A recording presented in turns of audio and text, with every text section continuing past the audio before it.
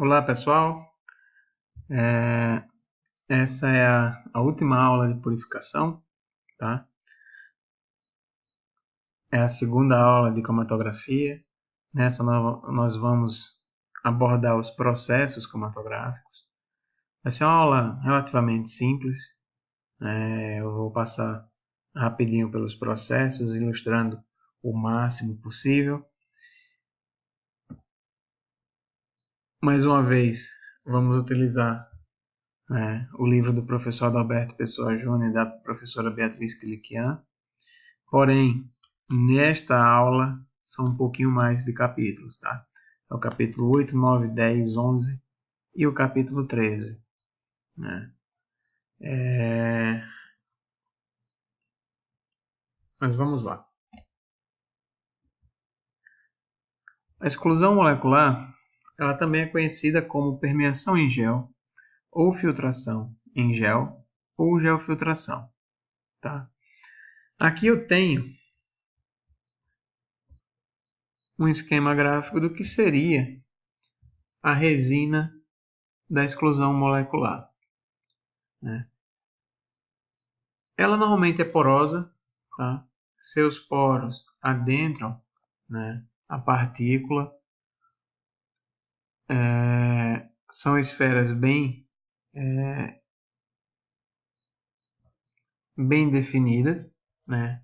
As resinas mais comuns são a cefacrio e a cefarose, que são, né, resinas de dextrana modificada. Elas têm poros bem definidos, né, como eu já havia falado. E esses poros, tá, é o que vão fazer a exclusão ou a inclusão de proteínas. Imaginem que vocês têm 3 tipos de proteínas em uma amostra, né? Cada uma com um peso molecular diferente. Aqui eu tenho, né, imaginando pesos moleculares diferentes, tamanhos diferentes das formas geométricas ali. Ao passar pela coluna de exclusão molecular, a maior molécula vai passar rapidamente, pois ela não vai penetrar nos poros da matriz, diferentemente das moléculas pequenas.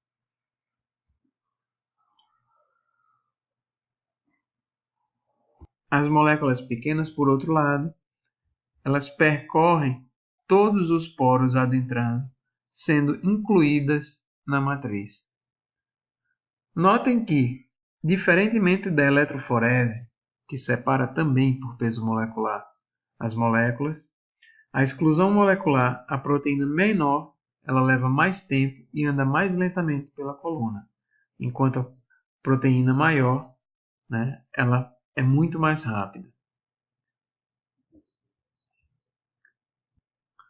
O cromatograma padrão de exclusão molecular tem essa apresentação aqui. Notem que as proteínas de alto peso molecular foram as primeiras a serem detectadas. Estas foram completamente excluídas pela matriz. As proteínas de peso molecular intermediário foram parcialmente excluídas, ou, em outras palavras, parcialmente incluídas dentro da matriz. Já as últimas proteínas a serem detectadas são aquelas de baixo peso molecular, pois foram totalmente incluídas, passando por um trajeto muito maior que as outras proteínas.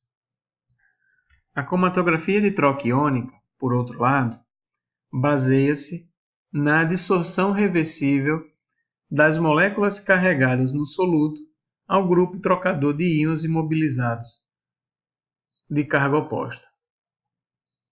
Aqui, mais uma vez, eu tenho um esquema gráfico do que como seria essa matriz.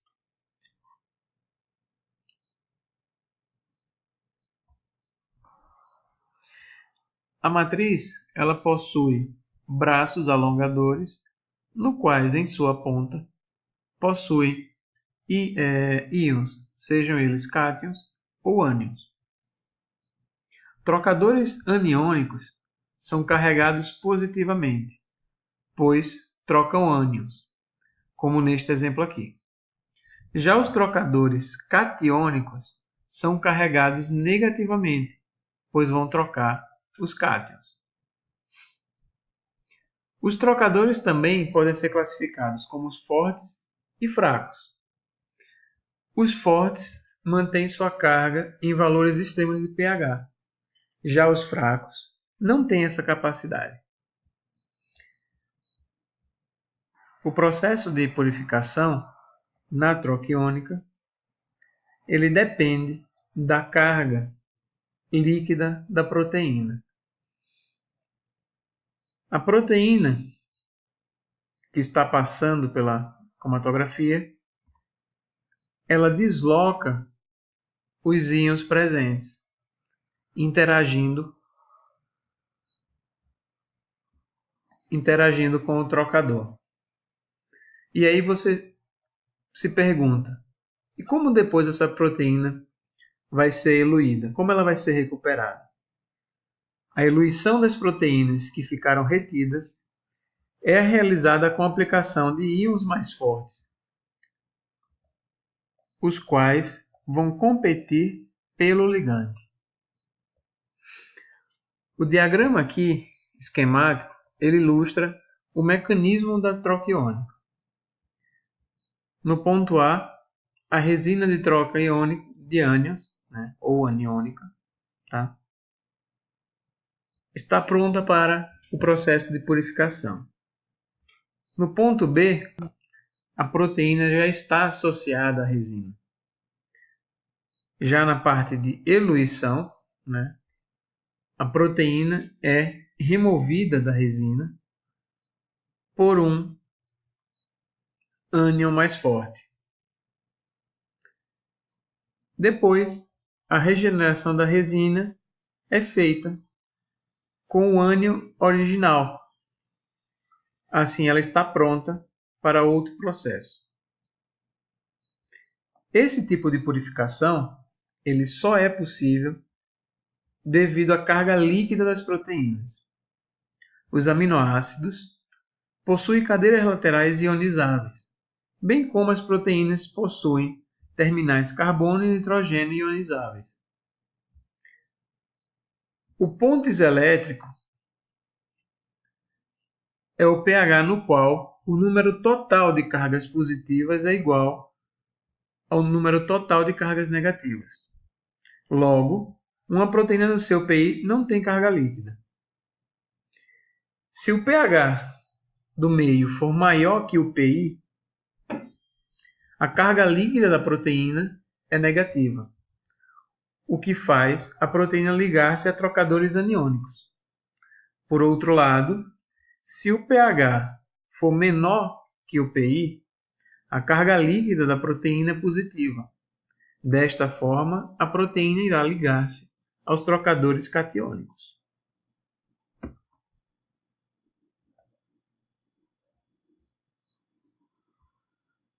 Este gráfico aqui ajuda bem a entender isto.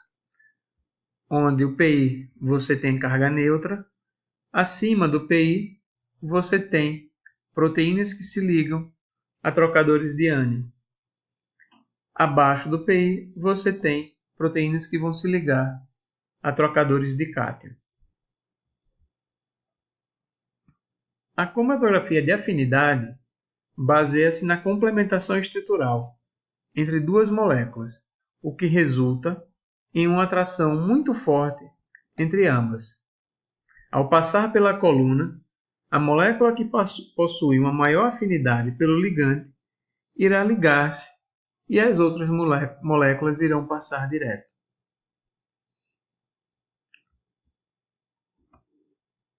Exemplos de ligantes mais comuns são os anticorpos monoclonais, os quais ligam-se diretamente com o seu antígeno. Para a purificação de fatores de crescimento, usa-se a heparina como ligante. A arginina pode ser utilizada como ligante para proteases.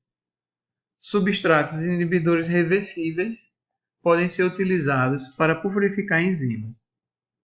Note que eu enfatizei aqui nos reversíveis, já que o inibidor irreversível irá inativar completamente a sua enzima sem volta.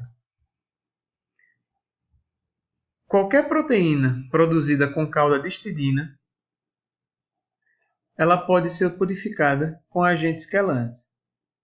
Mas, do mesmo jeito, proteína rica em histidina, triptofano ou cisteína também pode ser purificada por esse método.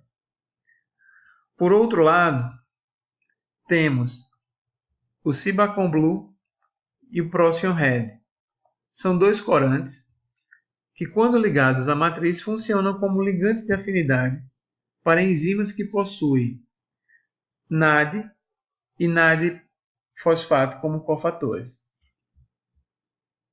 A cromatografia ela é utilizada tanto para análise quanto industrialmente. E o aumento de escala é um ponto importantíssimo nos processos cromatográficos.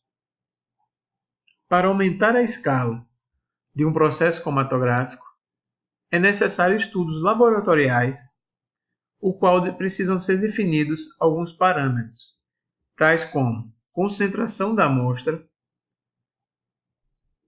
a carga da proteína, ou seja, a quantidade de proteína em miligramas que podem ser aplicados por ml da matriz, a velocidade do fluxo em centímetros por hora, o qual não é dependente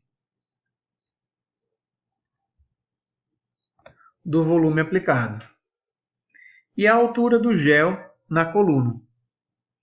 Após a determinação destes fatores, para escalonar, mantém-se constante todos esses parâmetros, incrementando-se apenas o diâmetro da coluna, o qual, numa escala piloto, passa a ser 100 vezes o diâmetro da escala laboratorial, e, em escala de produção industrial, ele tem 10 a 30 vezes maior que a da planta piloto.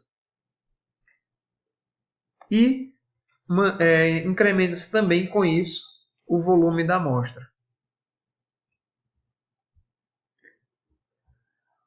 Sobre cromatografia, o que eu precisava mostrar para vocês era isso, né? E a gente se encontra em sala de aula na semana que vem. Até mais!